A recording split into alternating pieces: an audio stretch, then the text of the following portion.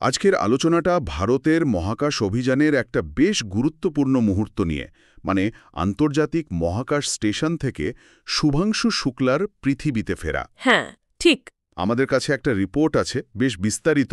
আসুন এই ফেরা আর এর তাৎপর্য নিয়ে একটু কথা বলা যাক। অবশ্যই। শুভাংশু শুক্লা মানে অ্যাক্সিয়াম 4 মিশনের অংশ হিসেবে গেছিলেন। আইএসএসে প্রায় 18 দিন কাটালেন। হ্যাঁ, 18 দিন। তো তার এই ফেরাটা কিন্তু শুধু একটা জার্নির শেষ নয়, বুঝলেন? এটা বেশ জটিল প্রযুক্তি আর আন্তর্জাতিক সহযোগিতারও একটা সফল প্রদর্শনী। ঠিক 25 জুন উনি স্পেসএক্সের ড্রাগন ক্যাপসুলে গিয়েছিলেন। সঙ্গে কমান্ডার পেগি উইটসন আর আরও দুজন ছিলেন। তো 18 দিনের ব্যস্ত শিডিউলের পর এবার ফেরার পালা। এই ফেরাটা প্রক্রিয়াটা কেমন একটু বলবেন? দেখুন, ফেরাটাও কিন্তু বেশ লম্বা একটা ব্যাপার।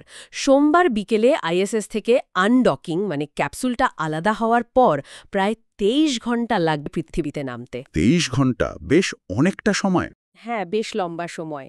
সব ঠিকঠাক থাকলে মঙ্গলবার ভারতীয় সময়ে ধরুন বিকেল 3:01 নাগাদ ক্যালিফোর্নিয়ার কাছে প্রশান্ত মহাসাগরে নামবে, যেটাকে স্প্ল্যাশডাউন বলে আর কি। আচ্ছা, কিন্তু এই ফেরাটা তো বেশ চ্যালেঞ্জিং হওয়ার কথা, বিশেষ করে পৃথিবীতে আবার ঢোকার সময়।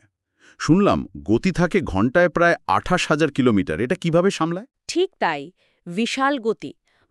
ওই বিশাল গতিতে যখন বায়ুমণ্ডলে আবার ঢোকে ক্যাপসুলটা, তখন বাতাসের সঙ্গে কি হয়, প্রচণ্ড ঘর্ষণ হয়। আর তাতে অনসম তাপ তৈরি হয় নিশ্চয়ই। একদম, প্রচণ্ড তাপ। এই পরিস্থিতিটা সামলানোর জন্যই কিন্তু প্রথমে ক্যাপসুলের গতিপথটাকে একটু ঠিক করা হয়। রেট্রোগ্রেড বার্ন বলে একটা ব্যাপার আছে। ও, উল্টো দিকে রকেট চালিয়ে গতি কমানো? হ্যাঁ, ওই রকমই। গতিটা একটু কমে তারপর দুটো প্যারাশুট খোলে। প্রথমে একটা ছোট ড্রোগ প্যারাশুট, তারপর আসল বড় প্যারাশুটটা। এই দুটো মিলে গতিটাকে একদম কমিয়ে এনে নিরাপদে সমুদ্রে নামায়। আচ্ছা, বেশ জটিল প্রক্রিয়া। আর স্প্ল্যাশডাউনের ঠিক পরেই বা কি হয়? মহাকাশচারীরা, ক্যাপসুলটা, এগুলোর কি হয়? স্প্ল্যাশডাউনের প্রায় সঙ্গে সঙ্গে কাছাকাছি স্পেসএক্সের বিশেষ উদ্ধারকারী জাহাজ থাকে। ও, রেডি থাকে? একদম। ওরা দ্রুত ক্যাপসুলটার কাছে গিয়ে ওটাকে তুলে নেয়, বেশ সাবধানে। তারপর মহাকাশচারীরা একজন একজন করে বেরিয়ে আসেন। শুধু মহাকাশচারীরাই ফেরেন, নাকি আরও কিছু আনা হয়? না, আরও অনেক কিছু। এই মিশনে নাসার প্রায় 60টারও বেশি সায়েন্টিফিক এক্সপেরিমেন্ট ছিল। সেগুলোর প্রায় 263 কেজির মতো সরঞ্জাম আর ডেটা পৃথিবীতে ফিরিয়ে আনা হচ্ছে। 263 কেজি, অনেক গুরুত্বপূর্ণ তথ্য আসছে। ঠিক। আর এর জন্য ইসরো কিন্তু প্রায় 550 কোটি টাকা বিনিয়োগ করেছে। ভারত কতটা সিরিয়াসলি নিচ্ছে উদ্যোগটা, সেটা বোঝা যায়। তার দাঁড়াচ্ছে এটা শুধু একজন মহাকাশচারীর ফেরা নয়, ভারতের জন্য এটা একটা বিরাট অর্জন, তাই তো? বিশেষ করে বিজ্ঞান আর আন্তর্জাতিক সহযোগিতার দিক থেকে। একদম, নিঃসন্দেহে।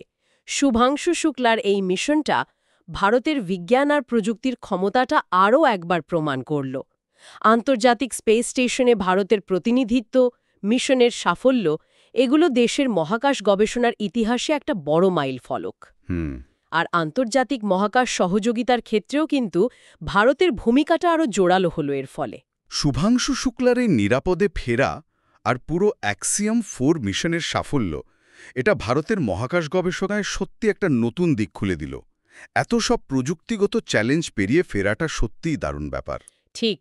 আর এই সাফল্যটা কিন্তু ভবিষ্যতের দিকে তাকিয়ে একটা প্রশ্নও তুলে দিচ্ছে, তাই না? কিরকম? আন্তর্জাতিক মহাকাশ গবেষণার সহযোগিতার পরবর্তী ধাপে ভারতের ভূমিকা ঠিক কী হতে পারে? ভারত আর কি করতে পারে? আর এই ধরনের মিশনগুলো দেশের তরুণ প্রজন্মকে বিজ্ঞান আর প্রযুক্তির দিকে কতটা টানবে, এটা একটা ভাবনার বিষয় কিন্তু।